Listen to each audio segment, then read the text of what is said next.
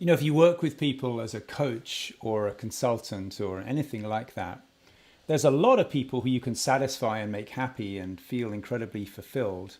And there are a certain number of people who you are just never going to satisfy. And I want to tell you how to recognize the difference before you enter into a relationship with a new client. I went for coffee yesterday with my friend Yash, who now he works as a grief counselor, does very powerful, incredible work helping people to recover from grief.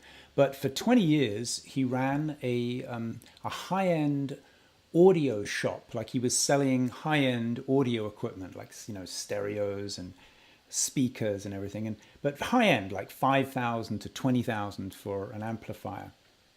So he used to go to people's homes, and the person who trained him said, don't ever sell a stereo system to someone who's going to be unhappy. So Yash said, well, how can you tell if they're going to be happy or not? And the guy who mentored him said, here's a very simple rule. You walk into their house, right?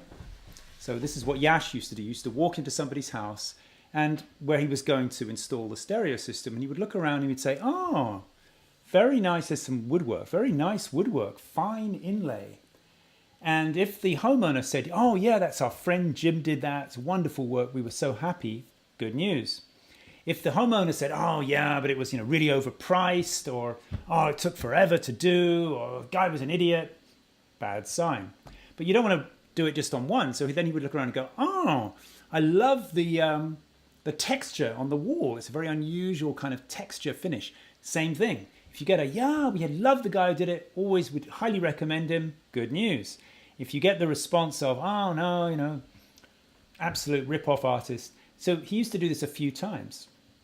And if he heard more than half of the time that the person was dissatisfied with previous people who had worked there, he would say, he would measure it up and say, you know, this is a very special situation and I just don't feel I'm the right person to work with you. I really want you to be happy and I'm going to think about who would be the best person to satisfy your needs.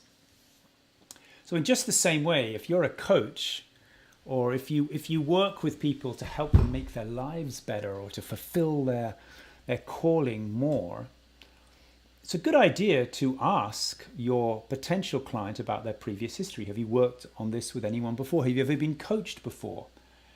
And if they say to you, yeah, I had a coach, but it's complete idiot, overcharged, just absolute idiot, you know, I'm glad to be working with a real professional now. Don't get sucked in. It's very seductive because you feel, oh, that guy was an idiot, but me, I'm going to, now I've got that guy to contrast with, that guy was an idiot, I'm going to do it really well. In fact, if your potential client has anything bad to say about previous people they've worked with, pay attention, because the same dissatisfaction that projected onto the previous coach or consultant is very likely going to project onto you. Even if you think you're the knight in shining armor or the goddess in full regalia today, it may not last for very long. So this is a really important thing, you know, because I only work with 7 people a year. I take 7 clients a year. I work with them intensively over the course of a year. I want happy people. It's super important. More than anything, the greatest reward that I get from my work is to have happy people who at the end of the year will either want to work another year with me or will say, wow, that was just invaluable. I got so much more than what I expected, and will refer me to their friends. But that means I've got to work with people who are in the habit of being satisfied, who are in the habit of squeezing the best out of life and feeling grateful. People who are grateful for their previous relationships, people who are grateful for their school, people who are grateful for everything, people who are in the habit of being grateful and going, wow, I got that, lucky me, probably going to feel very happy with your services too. So I want to recommend you, you know, some people want to be coaches, they want to build their business and they feel they just need to take anybody. Don't take anybody.